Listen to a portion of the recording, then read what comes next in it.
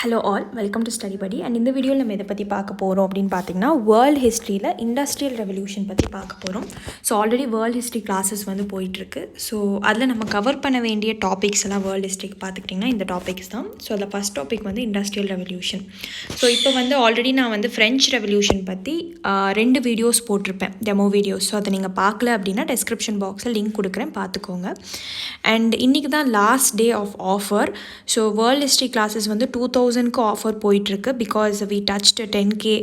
So இன்றைக்கி வந்து 10K touch பண்ணனால நாளைக்கு இன்னும் ஒரு நாள் எக்ஸ்டெண்ட் பண்ணியிருக்கோம். ஸோ வேர்ல்டு ஹிஸ்ட்ரி கிளாஸஸ் டோட்டலாகவே உங்களுக்கு அவைல் பண்ணுறதுக்கு 2000 தான் காஸ்ட் ஆகும். பட் நாளைக்கு இப்போ டிசம்பர் 6 ஆகி டிசம்பர் 7 ஆகிடுச்சுன்னா வேர்ல்டு ஹிஸ்ட்ரியோட கிளாஸோட காஸ்ட் வந்து 4000 ஆகிடும். சரிங்களா, டபுள் த காஸ்ட்.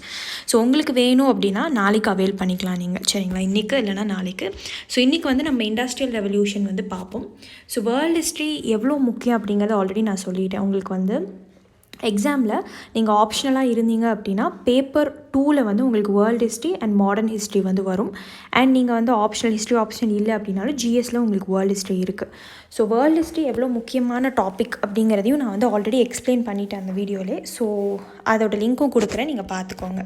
இப்போ நம்ம இண்டஸ்ட்ரியல் ரெவல்யூஷன் வந்து ஸ்டார்ட் பண்ணுவோம். ஸோ நீங்கள் டாபிக் வைஸ் வந்து உங்களுக்கு நம்ம ஸ்டடி படியில் முடிச்சு கொடுப்போம். ஸோ டாபிக் வைஸ் நம்ம வந்து என்சிஆர்டிலேருந்து கவர் பண்ணி சமச்சீர் புக்கு கவர் பண்ணி அதுக்கப்புறம் நார்மல் லோ புக்கு வந்து கவர் பண்ணுவோம். ஸோ இது கவர் பண்ணிட்டீங்கன்னாவே போதும். இதை தவிர வெளியில் உங்களோட சோர்ஸஸை வந்து எக்ஸ்டெண்ட் பண்ணாதீங்க.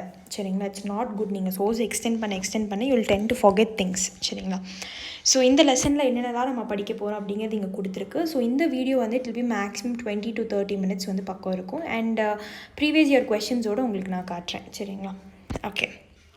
ஸோ இப்போ வந்து இன்ட்ரடக்ஷன், எப்படி இண்டஸ்ட்ரியல் ரெவல்யூஷன் ஆரம்பிச்சது அப்படிங்கிறத பார்ப்போம். ஸோ இந்த later half of the 18th century அப்படின்னா லைக் இந்த 1700ஸோட லேட்டர், ஐ மீன் 1780s 1790s பக்கம் வந்து என்ன நடந்துச்சு அப்படின்னா, major changes occurred in the method of production that change the history of humankind. So production இப்போ அந்த காலத்துலலாம் பார்த்துக்கிட்டிங்கன்னா ப்ரொடக்ஷன் வந்து எல்லாம் கையில் தான் பண்ணுவாங்க. மேனுவலாக பண்ணும்போது லேட் ஆகும். சரிங்களா, ஸோ இந்த ப்ரொடக்ஷன் வந்து மாறுது. போக போக மெத்தட் ஆஃப் ப்ரொடக்ஷன் வந்து மாறுது. அது ஹியூமன் கைண்டோட ஹிஸ்ட்ரியே மாற்றுது அப்படிங்கிறாங்க. So this profound transformation is described as industrial revolution. So இந்த சேஞ்ச் நடக்குது பார்த்தீங்களா, அந்த ஹியூமன் கைண்டே சேஞ்ச் பண்ணுற மாதிரி இருக்கிற ஹிஸ்ட்ரி ஆஃப் ஹியூமன் கைண்டே சேஞ்ச் பண்ணுற விஷயந்தான் வந்து இண்டஸ்ட்ரியல் ரெவல்யூஷன்னு சொல்லுவாங்க. ஏன் இண்டஸ்ட்ரியல் ரெவல்யூஷன் அப்படின்னா, இண்டஸ்ட்ரீஸ் நிறையா வந்து உருவாக ஆரம்பிக்குது. மேனுவலாக இருந்து மெஷின்ஸ்க்கு வந்து ட்ரான்ஸ்ஃபர் ஆகுது. And huge amount of production. இப்போ ஒரு நாளைக்கு ஒரு 10 துணி தான் பண்ண முடியும்னா ஒரு நாளைக்கு வந்து 100, 500, 1000 துணிகள்னு பண்ண முடியுது. டெக்ஸ்டைல் வந்து இதோட மேஜர் பார்ட் இண்டஸ்ட்ரியல் ரெவல்யூஷனுக்கு காரணமானது. And one of the mains கொஸ்டினும் உங்களுக்கு நான் சொல்கிறேன். So goods began to produced not by hand but by machines. நான் சொன்னேன், கையில் மனுஷங்க இல்லாமல் மெஷின்ஸ் வந்து கூட்ஸை உருவாக்க ஆரம்பிக்குது. So this increase the volume of goods produced எக்ஸ்போனென்ஷியல்னா இன்டூ 10 times வந்து அதிகமாகுது. ஸோ நான் சொன்னேன் 10 அப்படின்னா 100 வந்து தயாரிக்க முடியுது ஒரு நாளில். So the changes were not only economic but made a profound impact on the society and politics. So இது எக்கனாமிக்கலாகவும், ஸோ இப்போ வந்து காசு மட்டுமே வந்து இந்த இண்டஸ்ட்ரியல் ரெவல்யூஷனுக்கு காரணம் இல்லை. இந்த industrial revolution gave rise to சொசைட்டியாகவும் வந்து மக்கள் மாறினாங்க, பொலிட்டிக்கலாகவும் மக்கள் வந்து மாறினாங்க. ஸோ அவங்க பொலிட்டிக்கல் தாட் ப்ராசஸும் வந்து மாறிச்சு. So society transformed from an agrarian. So society எப்படி மாறிச்சு அப்படின்னு பார்த்துக்கிட்டிங்கன்னா, ஒரு அக்ரேரியன், ஸோ அக்ரிகல்ச்சர், பெசன்ஸ் இந்த மாதிரி தான் மக்கள் இருந்தாங்க. அண்ட் ஹேண்டிகிராஃப்ட், கையில் நிறைய பொருட்கள் பண்ணி வித்துட்டு இருந்தாங்க. ஸோ இதிலிருந்து to one dominated by factory and machine production. So society வந்து அக்ரேரியன் அண்ட் ஹேண்டிகிராஃப்ட்லேருந்து ஃபேக்ட்ரி டு மெஷின் ப்ரொடக்ஷனாக வந்து மாறுது. So starting in England first. So இதுதான் வந்து உங்களோட மெயின்ஸ் கொஸ்டின். ஏன் இண்டஸ்ட்ரியல் ரெவல்யூஷன் வந்து இங்கிலாண்டில் ஸ்டார்ட் ஆச்சு அப்படிங்கிற ஒரு கதை இருக்குது. அந்த கதை நான் உங்களுக்கு சொல்கிறேன். ஸோ ஏன் வந்து இங்கிலாண்டில் ஸ்டார்ட் ஆச்சு அப்படிங்கிறது. So starting in England first it spread to other parts of the world. So இங்கிலாண்டில் வந்து ஆரம்பித்து அதர் பார்ட்ஸ் ஆஃப் த வேர்ல்டுக்கு வந்து ஸ்ப்ரெட் ஆகுது. இங்கே மேப் கொடுக்கல. So it spread to other parts of the world. Although it is used earlier by French writers by the term industrial revolution, but the term industrial revolution was popularized by the English economic historians to denote Britain's economic development from 1760 to 1840. So இது வந்து French writers industrial revolution பற்றி முன்னாடியே பேசிட்டாங்க. So பேசுகிறாங்க industrial ரெவல்யூஷன்னா என்னென்னு. But industrial revolution எப்படி popular ஆகுது, உலகம் முழுக்க இப்படி இண்டஸ்ட்ரியல் ரெவல்யூஷன் பிரிட்டனில் நடக்குது அப்படின்னு எப்படி பாப்புலர் ஆகுதுன்னு பார்த்துக்கிட்டிங்கன்னா, பிரிட்டனில் இருக்கிற இங்கிலீஷ் எக்கனாமிக் ஹிஸ்டாரியன்ஸ், ஸோ அவங்க எழுதி அவங்க புக்ஸ் வந்து ரொம்ப ஃபெமிலரைஸ் ஆகுது, பாப்புலரைஸ் ஆகுது. ஸோ அப்படி தான் வந்து பிரிட்டனில் நடந்த இண்டஸ்ட்ரியல் ரெவல்யூஷன் 1760 1840 வரைக்கும் இண்டஸ்ட்ரியல் ரெவல்யூஷன் நடக்குது பிரிட்டனில். ஸோ அது வந்து அதர் பார்ட்ஸ் ஆஃப் த வேர்ல்டுக்கு தெரிய வருது. அதனால தான் வந்து இண்டஸ்ட்ரியல் ரெவல்யூஷன் ஃபஸ்ட்டு வந்து இங்கிலாண்டில் ஸ்டார்ட் ஆச்சு அப்படின்னு வந்து சொல்லுவோம். சரிங்களா? இப்போது ஆட்ரிபியூட்ஸ் ஆஃப் இண்டஸ்ட்ரியல் ரெவல்யூஷன் நடந்தனால என்னென்னலாம் ஆச்சு அப்படின்னு கேட்குறாங்க. இப்போ இது வந்து உங்களுக்கு மெயின்ஸ் கொஸ்டின் என்னென்னு பார்த்துக்கிட்டிங்கன்னா, why industrial revolution started in England, ஏன் இங்கிலாண்டில் ஸ்டார்ட் ஆகணும், what are the reasons for it அப்படிங்கிற மாதிரி கேட்டிருக்காங்க யூபிஎஸ்சி மெயின்ஸில். ஸோ இது வந்து நீங்கள் என்ன எழுதலாம் அப்படின்னு பார்த்துக்கிட்டிங்கன்னா, use of new basic materials that is iron and steel. இப்போ அயர்ன் அண்ட் ஸ்டீல் வந்து இன்னுமே உங்களுக்கு தெரியும், இண்டஸ்ட்ரியில் ப்ராமினெண்ட்டாக யூஸ் பண்ணுற மெட்டல்ஸ் பார்த்துக்கிட்டிங்கன்னா அயர்ன் அண்ட் ஸ்டீல். ஸோ இது அந்த காலத்தில் பிரிட்டனுக்கு ஆக்சஸ் இருந்தது அயர்ன் அண்ட் ஸ்டீலுக்கு. இது வந்து ஒரு புது வகையான மெட்டீரியல். ஸோ இந்த மெட்டீரியல் இந்த அயர்ன் அண்ட் ஸ்டீல் இல்லாமல் எந்த இண்டஸ்ட்ரியும் வந்து ப்ராஸ்பர் ஆக முடியாது. ஸோ இந்த அயர்ன் அண்ட் ஸ்டீலோட அவைலபிலிட்டி அவங்களுக்கு கிடச்சிது. ஸோ இது இல்லாமல் அயர்ன் அண்ட் ஸ்டீல் இண்டஸ்ட்ரி இருந்தாலும் அங்கே வேறு என்ன ப்ராடக்ட்ஸ் வந்து ரொம்ப முக்கியம்னு பார்த்துக்கிட்டிங்கன்னா, எனர்ஜி சோர்ஸஸ் ரொம்ப முக்கியம். கோல், எலக்ட்ரிசிட்டி, பெட்ரோலியம் இது எல்லாமே முக்கியம். ஸோ இதுவும் வந்து பிரிட்டனுக்கு கிடைக்கிது. எப்படின்னு சொல்கிறேன். So invention of new machines such as a spinning jenny and the power loom that increase the production with minimum expending of human energy. So இப்போ வந்து இன்வென்ஷன்ஸ் பண்ணுறாங்க, புது வகையான மெஷின்ஸை கண்டுபிடிக்கிறாங்க எப்படி மாஸ் ப்ரொடக்ஷன் பண்ணுறதுன்னு. ஸோ அதில் இருக்கிற மெஷின்ஸ் பார்த்திங்கன்னா, ஒன்று ஸ்பின்னிங் ஜெனி, இன்னொன்று வந்து பவர் லூம் மூலயமா தான் ஃபேக்ட்ரிஸ்லாம் உருவாகுது. ஸோ பவர் லூமில் வந்து உங்களுக்கு எலக்ட்ரிசிட்டி யூஸ் பண்ணி ஸ்பின்னிங் ஜெனியில் கையில் வச்சு பண்ணுற மாதிரி இருக்கும். கண்டிப்பாக ஹியூமன்ஸோட உதவி தேவை. பவர் லூமில் வந்து இதுலேயும் ஹியூமனோட உதவி தேவை, பட் எலக்ட்ரிசிட்டி வச்சு பண்ணுறனால மாஸ் ப்ரொடக்ஷன் பண்ண முடிஞ்சது. ஸோ இந்த மாதிரி வந்து ப்ரொடக்ஷன் இன்க்ரீஸ் ஆகுது அண்ட் ஹியூமன் எனர்ஜி அவ்வளோக்கா கன்சியூம் ஆகிறதில்ல. ஸோ ஹியூமன்ஸோட பவர் அவ்வளோக்கா தேவைப்படுறதில்ல முதல்ல மாதிரி. So emergence of new organisations known as the factory system which entailed increase division of labour and specialisation of work. இப்போது வந்து பிரிட்டனில் பார்த்துக்கிட்டிங்கன்னா புது வகையான ஆர்கனைசேஷன் உருவாகுது. என்னென்னா ஃபேக்ட்ரி. ஸோ நான் சொன்ன ஃபேக்ட்ரி வந்து உருவாச்சு. பவர் லூம்லாம் வந்து வைக்கிறதுக்கு இடம் இல்லை வீட்டில். ஸோ ஒரு சின்ன வீட்டில் வச்சு பவர் லூம் அவங்களால ஆப்ரேட் பண்ண முடியாது. அதனால் ஒரு ஃபேக்ட்ரி அப்படிங்கிற ஒரு விஷயம் உருவாகுது. ஸோ அங்கே வந்து ஃபேக்ட்ரியில் எம்ப்ளாய்மெண்ட் போகுது. அப்படி தான் வந்து ஃபேக்ட்ரி சிஸ்டம் உருவாகுது. ஃபேக்ட்ரி சிஸ்டம் உருவாகும் போது நிறைய பேர் ஃபேக்ட்ரியில் ஒர்க் பண்ண போவாங்க. ஸோ அப்போ லேபரர்ஸ் அங்கே உருவாகுறாங்க அண்ட் அவங்க ஸ்கில்லுக்கு ஏற்ற மாதிரி லேபரர்ஸை பிரிக்கிறாங்க. ஸோ பவர் லூமில் வேலை செய்கிறவங்க யார், அதுக்கப்புறம் வந்து ஒரு ஸ்பெஷலைஸ்டு ஸ்கில்லுக்கும் ஒரு லேபரர்ஸை பிரிக்கிறாங்க. ஸோ இவ்வளோ செட் ஆஃப் 10 லேபரர்ஸ் இருக்காங்க அப்படின்னா இவங்களுக்கு ஸ்கில் அதிகமாக இருக்குது, ஸோ இவங்களை மேலே தூக்கி போடுங்க அந்த மாதிரி. ஸோ ஸ்பெஷலைசேஷன் ஆஃப் ஒர்க்குக்கு ஏற்ற மாதிரி டிவிஷன் ஆஃப் லேபர் வந்து நடக்குது. So development of transportation and communication. So அங்கே வந்து டெலிஃபோன்ஸ், டெலகிராம் இந்த மாதிரி விஷயங்கள்லாம் நிறைய உருவாகுது. Increasing application of science to industry. So science and technology வந்து இண்டஸ்ட்ரியில் போடுறாங்க. ஸோ இந்த நிறைய இன்வென்ஷன்ஸ் நம்ம பார்க்கலாம். அதெல்லாம் வந்து தனியாகவே ஒரு கிளப் இருக்கும், இன்வென்ஷன்ஸ்க்குன்னு club. So the use of new technology, என்னென்ன புது டெக்னாலஜிலாம் உருவாகுதோ அது எல்லாமே வந்து இண்டஸ்ட்ரியில் யூஸ் பண்ணிடுறாங்க. ஸோ உங்களுக்கு நான் கேட்ட கொஷின், ஏன் வந்து பிரிட்டனில் ஃபஸ்ட்டு இண்டஸ்ட்ரியல் ரெவல்யூஷன் ஸ்டார்ட் ஆச்சு, அதுக்கான காரணங்கள் என்ன அப்படின்னு பார்த்துக்கிட்டிங்கன்னா இதுதான். ஆட்ரிபியூட்ஸ் ஆஃப் இண்டஸ்ட்ரியல் ரெவல்யூஷன் சொல்லி இதெல்லாம் எழுதலாம். இது எப்படி பிரிட்டனுக்கு வந்து இவ்வளோ விஷயங்கள் வந்து ஆக்சஸ் கிடச்சிது அப்படின்னா, பிகாஸ் ஆஃப் காலனிஸ். பிரிட்டன் நிறைய, இந்தியாவும் வந்து பிரிட்டனோட காலனி தான். இந்த மாதிரி நிறைய காலனிஸ் வச்சுருந்தாங்க. ஸோ அந்த காலனியில் கிடைக்கிற ரிசோர்ஸஸ்லாம் எடுத்துகிட்டு போய் பிரிட்டனில் செலவழிக்கிறது. ஸோ அதுதான் ட்ரெயின் ஆஃப் வெல்த் தியரின்னு தாதாபாய் நௌரோஜி சொல்லியிருப்பார். ஸோ பிகினிங்ஸ் எப்படி வந்து இண்டஸ்ட்ரியல் ரெவல்யூஷன் ஸ்டார்ட் ஆச்சு அப்படின்னு பார்த்துக்கிட்டிங்கன்னா, இந்த industrial revolution began in England first because it had certain external factors. So இதெல்லாம் வந்து இன்டர்னல் ஃபேக்டர்ஸ், மேலே நம்ம பார்த்ததெல்லாம் வந்து அவங்களுக்கு அவைலபிலிட்டி உள்ளே கிடச்சிது. அண்ட் இது இல்லாமல் சில சர்டன் எக்ஸ்டர்னல் ஃபேக்டர்ஸ் இருக்குது. அது என்னென்னு பார்த்துக்கிட்டிங்கன்னா, England had abundant resources and possessed colonies with India being the biggest jewel in the Britain crown. So இந்தியாவை பற்றி வந்து பிரிட்டனில் இருக்கிற எல்லாத்துக்குமே தெரியும். ஸோ இங்கேருந்து நிறைய பணத்தை வந்து அண்ட் ரிசோர்ஸஸை லூட் பண்ணலாம் அப்படின்னு நிறைய பேர் வந்தாங்க. ஸோ இது ஒரு விஷயம். So access to coal, iron, raw cotton from the colonies. India மட்டும் வந்து காட்டன் நம்மளது வந்து பெஸ்ட் குவாலிட்டி காட்டன் இருந்தது. அந்த மாதிரி பார்த்துக்கிட்டிங்கன்னா சைனாலேருந்து நிறையா எடுத்துகிட்டு போவாங்க. ஸோ இந்த மாதிரி கோல், அயர்ன்லாம் எங்கெங்கெல்லாம் அவைலபிள், ஆஃப்ரிக்கா, ஸோ இங்கேருந்துலாம் எடுத்துகிட்டு போவாங்க. So England possessed the required infrastructure for textiles developed by immigrant artisans from the Netherlands. So நான் சொன்ன one of the important factory வந்து textile factories.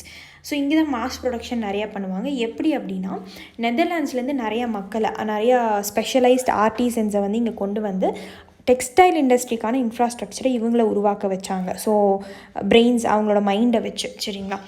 And then England had a developed banking system, growing entrepreneurial class and potential investors. So இங்கிலாண்டில் பார்த்துக்கிட்டிங்கன்னா banking system வந்து develop ஆகுது. இதனால் entrepreneurs நிறைய பேர் அவங்க சொந்த பிஸ்னஸ் பண்ண ஆரம்பிக்கிறாங்க ஒரு இடத்துலையும். அண்ட் இது இல்லாமல் இப்போ ஷேர் ஹோல்டிங் இன்வெஸ்டர்ஸ்னு இப்போ பேசுகிறோம்ல, அந்த காலத்துலேயும் வந்து பீப்புள் அமௌண்ட்டு கிளப்பின் பண்ணி ஒரு ஃபேக்ட்ரி தொடங்குறது, ஒரு பேங்க் தொடங்குறது, ஒரு கோஆபரேட்டிவ்ஸ் தொடங்குறது, அந்த மாதிரி வந்து பண்ண ஆரம்பித்தாங்க.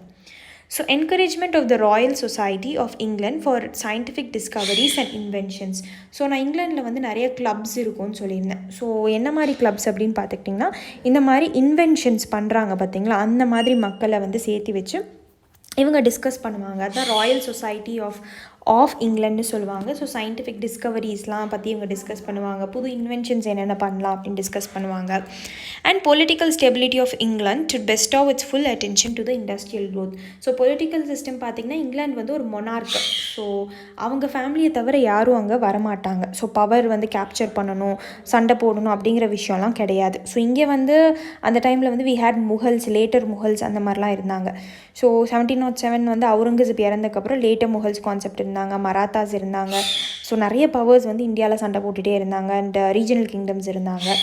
பட் இங்கிலாண்டில் அப்படி கிடையாது, ஒரே ஒரு மொனார்க்கி தான். ஸோ அந்த பொலிட்டிக்கல் ஸ்டெபிலிட்டி இருந்துகிட்டே இருந்துச்சு. ஸோ அதுவும் ஒரு காரணம் இங்கிலாண்டில் வந்து இண்டஸ்ட்ரியல் க்ரோத் வந்து டெவலப் ஆகிருக்கு.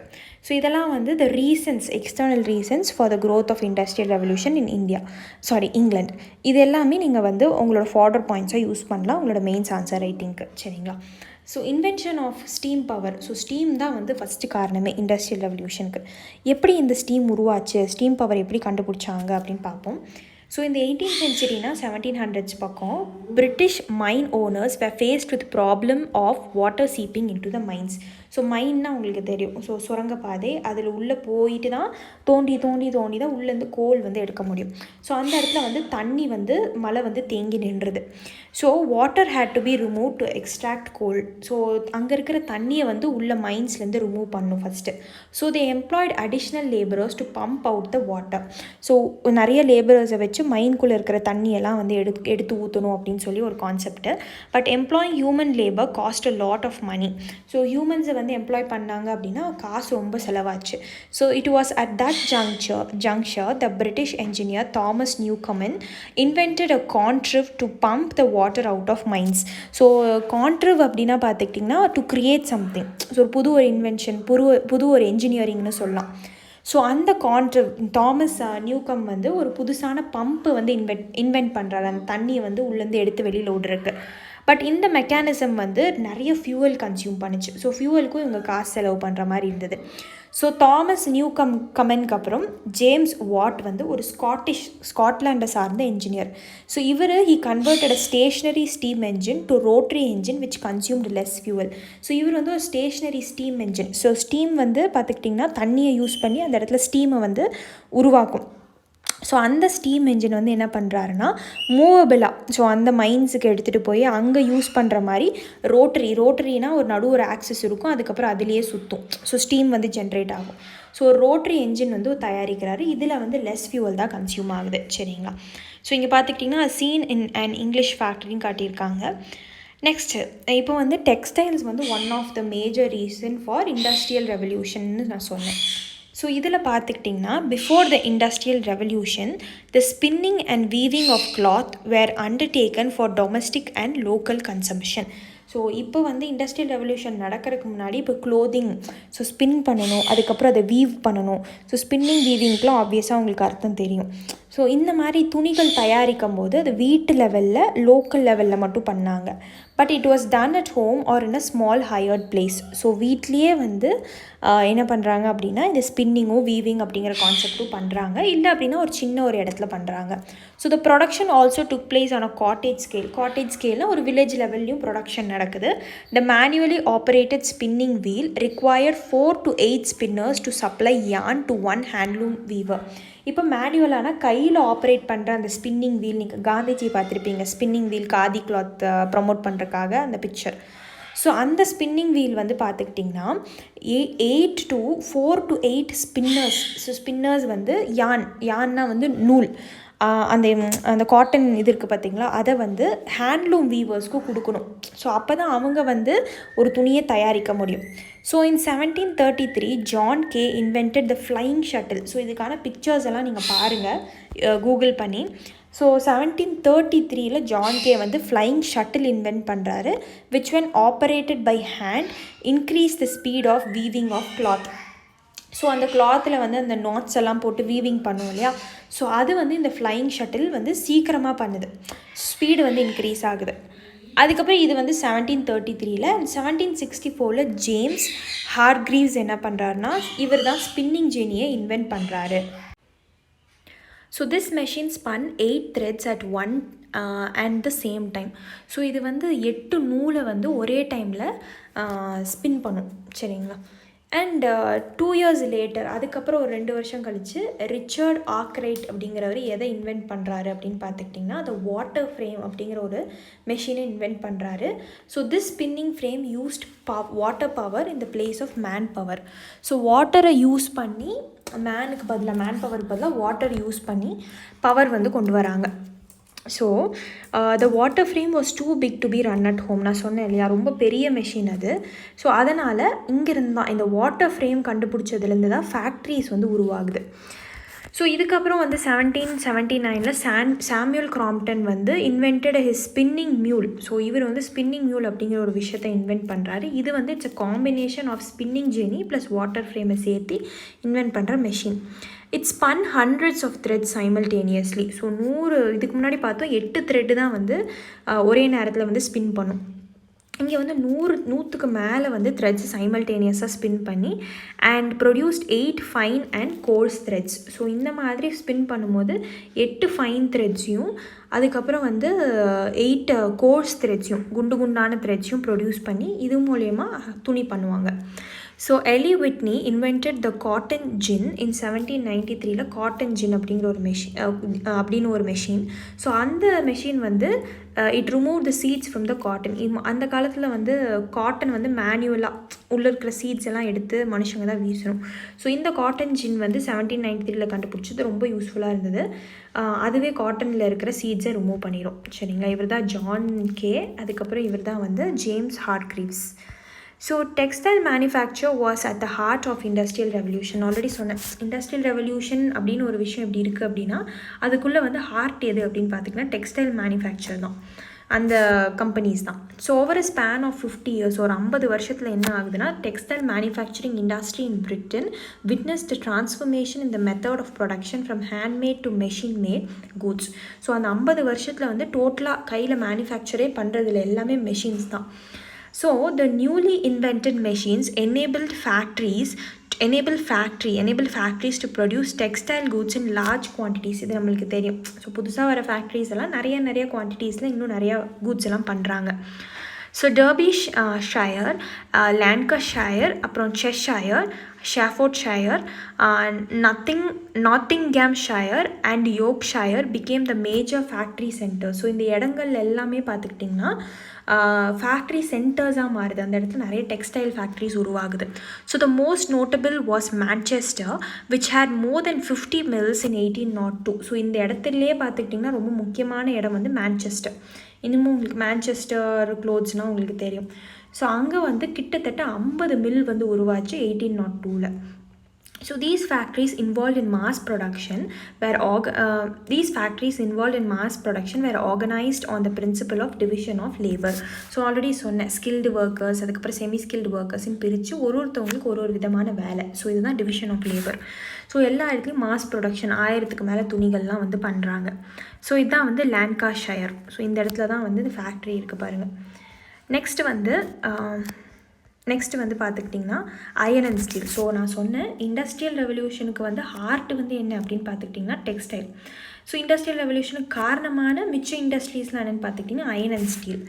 So the rolling mill machine for rolling steel and other metals into sheets. So rolling mill வந்து பார்த்துக்கிட்டிங்கன்னா எப்படி வந்து நம்மளுக்கு மில்ஸ் இருக்கும் டெக்ஸ்டைல் மில்ஸ், அந்த மாதிரி ரோலிங் மில்லுன்னு இருக்குது. ஸோ அதை வந்து எந்த மெட்டலாக இருந்தாலும் அதை ஷீட்டு கன்வெர்ட் பண்ணும். ஸோ இது வந்து பார்த்துக்கிட்டிங்கன்னா prove to be 15 times faster than hammering wrought iron. So இது வந்து ஹேமர்னால் வந்து ஒரு இதை வச்சு நீங்கள் அடித்து அதை வந்து ஒரு லெவலுக்கு எடுத்துகிட்டு வருது. ஸோ அந்த மாதிரி ஹேண்ட்மேட் இல்லாமல் இந்த ரோலிங் மில் மூலிமா வந்து மேன்மேட் ஒர்க்கோட 15 times வந்து ஃபாஸ்டராக இருந்துச்சு. Hot blast greatly increased fuel efficiency இன் அயர்ன் ப்ரொடக்ஷன். ஸோ இந்த அயர்ன் ப்ரொடியூஸ் பண்ணுறதுக்கு உங்களுக்கு ஃபர்னஸ் அதெல்லாம் வேணும் பார்த்தீங்களா, அதுதான் ஹாட் பிளாஸ்ட். ஸோ இது வந்து ஃபியூவல் வந்து ரொம்ப எஃபிஷியண்ட்டாக யூஸ் பண்ணுச்சு. லைக் கோல், பெட்ரோலியம் இது எல்லாத்தையுமே வந்து எஃபிஷியண்ட்டாக யூஸ் பண்ணுச்சு. In 1856, Henry Bessemer discovered a faster and cheaper method of producing steel. So ஸ்டீலை வந்து ஸ்பீடாக கண்டுபிடிக்கிறதுக்காக ஹென்ரி வந்து 1856 ஒரு விஷயத்தை கண்டுபிடிச்சிருக்காரு. In course of time, iron and steel came to be used in making all machines and in all industries.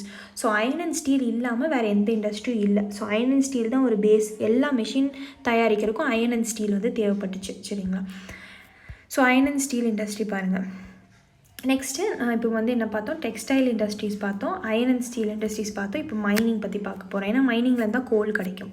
So the development of factories by Arkwright and the improvement of steam engine by James Watt. இவங்கெல்லாம் என்னென்னு நம்ம already பார்த்துட்டோம், நீங்கள் recall பண்ணி பாருங்கள். Further increase the demand for coal. So இவங்க புதுசான மெஷின்ஸை கண்டுபிடிக்கும் போது கோலுக்கான டிமாண்ட் வந்து அதிகமாகுது. So as a result coal mines became deeper and deeper. So coal mines வந்து இன்னுமே ஆழமாக தோண்டிகிட்டே போகிறாங்க. Making it more and more dangerous. ஆழமாக போக போக அது கொலாப்ஸ் ஆகிறதுக்கு வாய்ப்பு இருக்குது. As miners used oil lamps in the mines the risk of explosion was high leading to the death of miners. So கீழே போக வந்து நிறைய பாய்சனஸ் கேஸஸ்லாம் இருக்கும். ஸோ அது வந்து உள்ளே வந்து லைட்டு வந்து யூஸ் பண்ணுறதுக்கு வந்து கேண்டில் அந்த மாதிரி தான் எடுத்துகிட்டு போவாங்க, ஆயில் லேம்ப்ஸ். ஸோ இந்த பெட்ரோலியம் டீசல்லாம் ஊற்றி எடுத்துகிட்டு போவாங்க. அப்படி ஊற்றி எடுத்துகிட்டு போகும்போது உள்ளே வந்து இந்த மீத்தேன் இந்த மாதிரி கேஸஸ்லாம் இருக்கும்போது எக்ஸ்ப்ளோட் ஆயிரும், நிறைய பேர் இறந்து போகிறாங்க. So this was reduced by the invention of a safety lamp. So இதுக்காக வந்து ஒரு சேஃப்டி லேம்ப் வந்து இன்வென்ட் பண்ணுறாரு சர் ஹம்ஃப்ரி டேவி 1815. சரிங்களா? 1815 வேர்ல்டு ஹிஸ்ட்ரி நீங்கள் படிக்கும்போது நிறைய ஈவெண்ட்ஸ், இட்டாலியில் என்ன நடக்குது, ஜெர்மனியில் என்ன நடக்குது, இந்தியாவில் என்ன நடக்குதுன்னு பாருங்கள். ஸோ இட்டாலியில் வந்து நெப்போலியன் போனபார்ட் ஃப்ரெஞ்ச் ரெவல்யூஷன் நம்ம பார்த்தோம், பேட்டில் ஆஃப் வாட்டர்லூவில் வந்து தோற்று போகிறாரு. ஸோ இந்த மாதிரி கான்செப்ட்ஸ் எல்லாம் வந்து நீங்கள் இணைச்சு பாருங்கள். So the goal production in England increased from 4.7 million tons in 1750 to 250 million tons in 1900. So 1900s ஸ்டார்டிங்கில் பார்த்தீங்கன்னா 250 million tons வந்து தயாரிக்கிறாங்க கோல் மைன்ஸ்லேருந்து. நெக்ஸ்ட் வந்து transport and communication. So textiles பார்த்தோம், அயன் அண்ட் ஸ்டீல் பார்த்தோம், மைனிங் பார்த்தோம், இப்போ டிரான்ஸ்போர்ட் அண்ட் கம்யூனிகேஷன் பார்க்குறோம். இதெல்லாமே வந்து நீங்கள் பாயிண்ட்ஸை யூஸ் பண்ணலாம். ஏன் வந்து இண்டஸ்ட்ரியல் ரெவல்யூஷன் இங்கிலாண்டில் ஸ்டார்ட் ஆச்சு அப்படிங்கிறதுக்கு.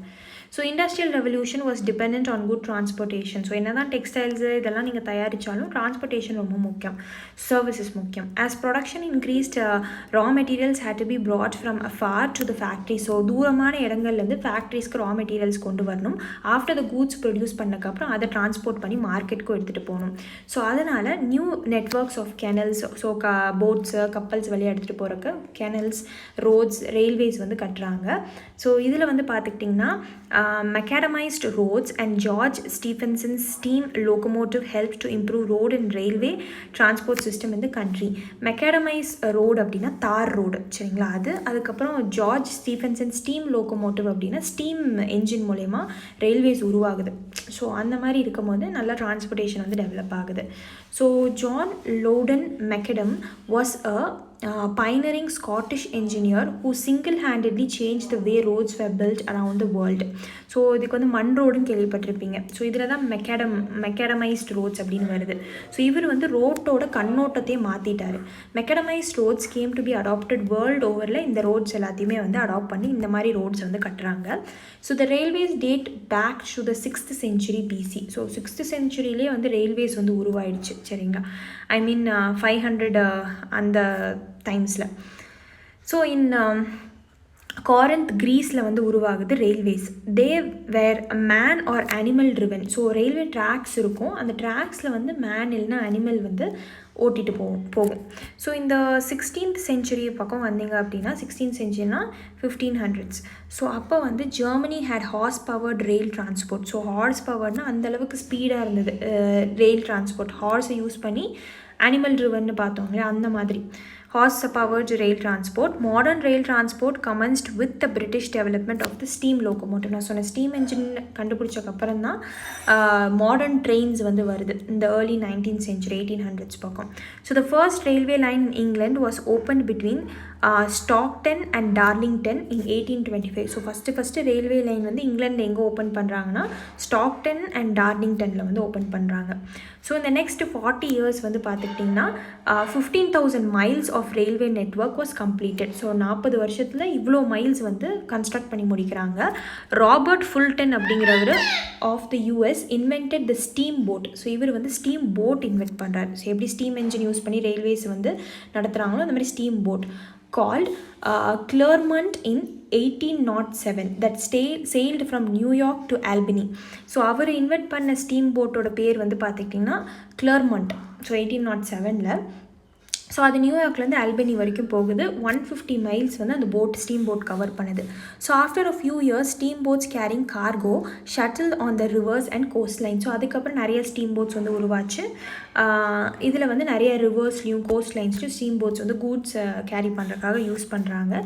By 1830 the 40 mile between Manchester and Liverpool. So 1830 வந்து பார்த்துக்கிட்டிங்கன்னா 40 miles between மேன்செஸ்டர் இங்கே லிவர்பூல் இங்கே could be covered in an hour and a half. So 1.5 மணி நேரத்தில் வந்து மேன்செஸ்டர் டு லிவர்பூல் வந்து இந்த போட்ஸ் மூலிமா ஸ்டீம் போட்ஸ் மூலிமா போயிடுறாங்க.